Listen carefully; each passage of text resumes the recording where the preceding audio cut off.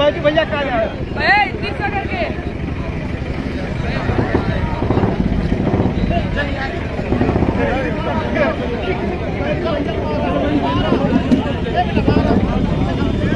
अरे भाई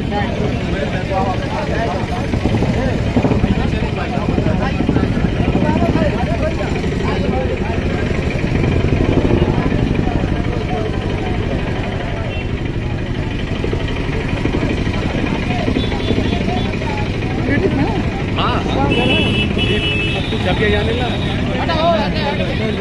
चलिए आप आइए।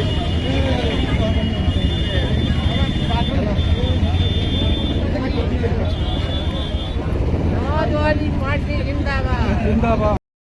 बैठ गई जब तक आदरणीय अखिलेश यादव जी का टेलीफोन नहीं आया तब तक हटने का काम नहीं की। ये शेरनी है काजल निशान, किसी भैया पर के रहने वाली है, किसी जिला के आपके रहने वाली है, जौनपुर के रहने वाली नहीं है। जिता के भेज देंगे साथियों तो वास्तव में ताली यहाँ बजेगा आशापुर में। अगर वो जीत जाएगा तो जौनपुर में बजाना है, फैसला आपको करना है साथियों। ज्यादा समय नहीं रहते हुए मैं शहर के माध्यम से इनको बुलाना चाहता हूँ। दायरे में सीमेंट की आई है, दायरे में सीमेंट की आई है, हर रिवाइट से हट के आई है। जरा आदियों को खबर कर देना शेरनी वापस पलट के आई है, शेरनी वापस पलट के आई है। और यहाँ श्रीमती काजल निशान जी अपनी बात को रखें।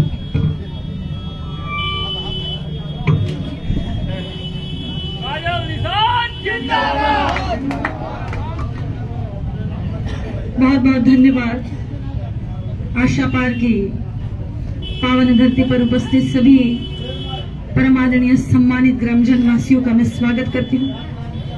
आज बबलू भारती जी की जो धर्म पत्नी थी शीला देवी जी, उनका एक्सीडेंट से आज निधन हो चुका है यहीं पर।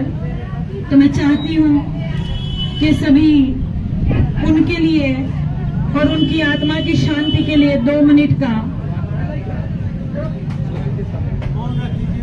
ठीक है, 2 मिनट का उनके लिए मौन धारण करेंगे। और उससे पहले मैं अपनी बात रखना चाहती हूँ, एक अपील करना चाहती हूँ। मैं कोटि कोटि धन्यवाद करती हूँ ग्राम प्रधान जी आदरणीय मुकेश कुमार जी, आपका कोटि कोटि धन्यवाद। आदरणीय भाई रवि निषाद जी जो बड़े ही अच्छे वक्ता है,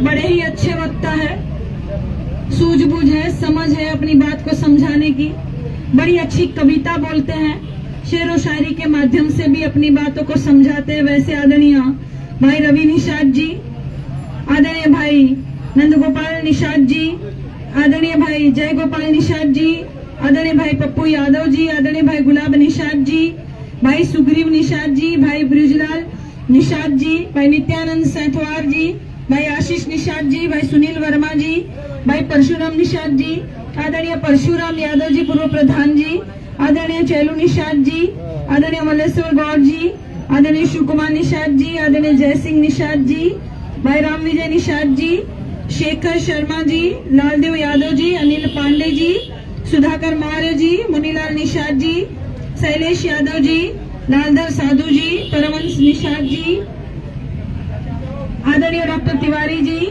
विद्या निषाद जी, बनवारी विश्वकर्मा जी, धर्मेंद्र यादव जी, सदानंद चौहान जी, राजेश निषाद जी, डॉक्टर ललेश निषाद जी, डॉक्टर बलवंत यादव जी, और यहाँ आए हुए सभी परमादरणीय समाजवादी पार्टी के वरिष्ठ नेतागण, आदरणीय विधानसभा अध्यक्ष जी मनीष कमांडो जी, आदरणीय बड़े भाई जिला महासचिव आदरणीय रामनाथ यादव जी, आदरणीय भाई गिरीश यादव जी, आदरणीय भाई राजेश सिंह जी, आदरणीय प्रधान जी, आदरणीय भाई चिकोरी यादव जी, बहन गीता निषाद जी, गीता साहनी जी, भाई राहुल त्रिपाठी जी, भाई रमेश यादव जी, आदरणीय सुनील यादव जी, और सभी हमारे साथ चलने वाले सभी सुबह से लगातार चल रहे साथी हरेंद्र हैरी जी, और हमारी आदरणीय माता चंचला निषाद जी जो कदम से कदम मिलाकर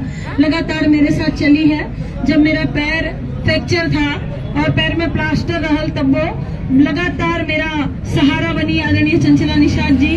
हार्ट अटैक मुझे आया था और मैं अटैक आया था और मैं भर्ती थी, तब भी बिल्कुल मेरे सिरहाने हमेशा लगातार जब तक मैं होश में नहीं आ गई तब तक मेरे सिरहाने बैठी रही आदरणीय चंचला निषाद जी, बहन सोना और बहन सृष्टि सिंह जी, सभी का मैं स्वागत करती हूँ।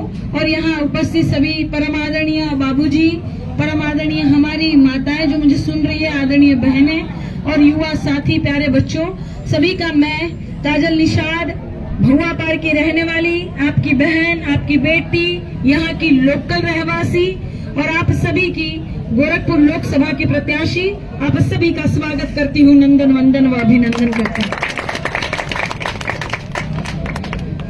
17 दिन बचा है चुनाव को। लोकसभा का चुनाव है तो बहुत बड़ा चुनाव है। आप सभी जानते हैं कि 5 विधानसभा पड़ता है। अब 5 विधानसभा में लगातार इसी टूटी पैर के साथ चल रही हूँ, क्योंकि पैर में प्लास्टर था तो चलती रही, ठीक होने नहीं दिया।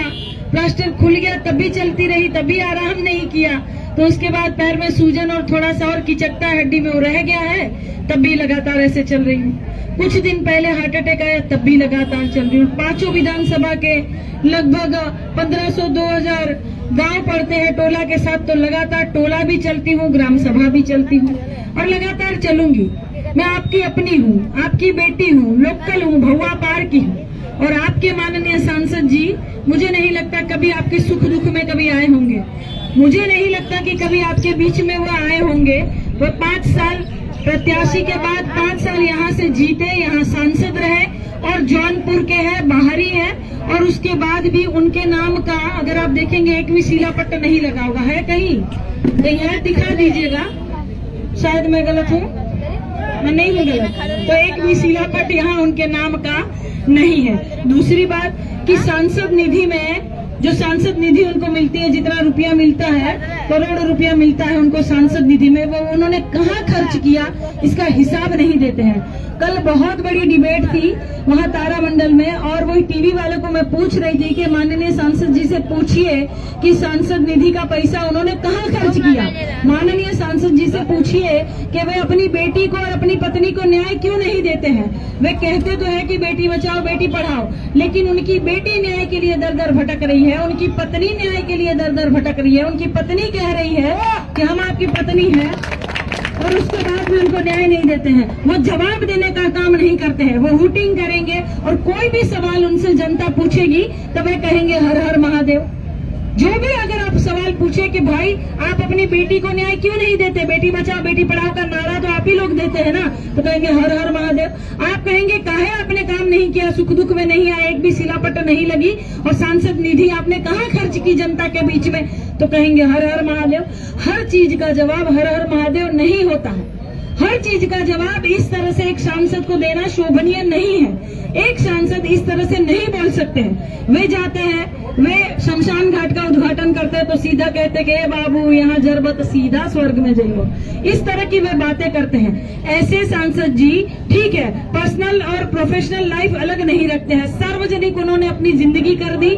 उनकी पत्नी को और बेटी को दर दर की ठोकरें खानी पड़ रही है। वे कह रही हम कोर्ट में जाएंगे, हम डीएनए टेस्ट करवाएंगे।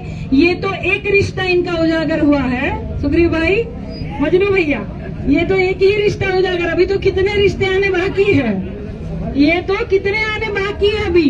जो एक बेटी को और पत्नी को नहीं संभाल पा रहे हैं, वो क्या जनता को या आपकी बेटी को, हमारी बेटियों को संभाल पाएंगे, कभी न्याय देंगे? इस बात को समझना है। इसीलिए 17 दिन चुनाव के बचे हैं और लगातार सुबह से लेकर हम सभी समाजवादी साथी रात तक चलते हैं। सुबह 6 बजे से सभी घर छोड़ देते हैं और रात में ऐसे ही चलते 11, 12, 11:30 बजे, 1 बजे तक इसी तरह चलते रहते हैं। हम चलेंगे, मैं चलूंगी, मेरा पैर टूट भी जाए तब भी चलूंगी, हार्ट अटैक आ जाए तब भी चलूंगी। क्यों? क्योंकि मुझे नौजवान साथियों की फिक्र है, मुझे इन मासूम बच्चों की फिक्र है। इन मासूम बच्चों का भविष्य बनाने के लिए, इन नौजवान साथियों को रोजगार नौकरी देने के लिए मैं लगातार चलूंगी। क्योंकि देखिए, आशा पार की पावन धरती पर भी एक सवाल अगर मैं पूछूं कि 10 साल मोदी जी की सरकार के हो गए और 7 साल राज्य में योगी जी की सरकार के हो गए, यहाँ आशा पार में आप लोगों को कितना नौकरी मिला है? नौकरी मिला है, सरकारी नौकरी, सरकारी नौकरी भारतीय जनता पार्टी मिला है। अग्निवीर की मिली है 4 साल वाली, 4 साल वाली ना बाबू, बस 4 साल, उसके बाद बिया है तुम्हारा। जब अपन बर देखवा आई अरे पर का पूछल जाला अपन बेटी के बोरी हाँ?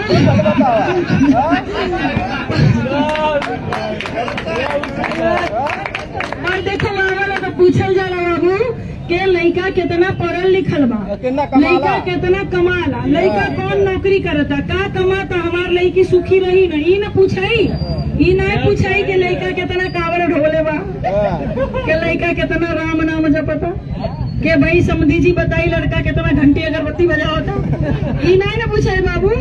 हाँ तो बिया ना भैल बना, अरे बिया का है मैंने अब होई नहीं, हाँ कितना महंगाई में नहीं हुई, अरे बिया का ना गया खुदकर ना भैल बका।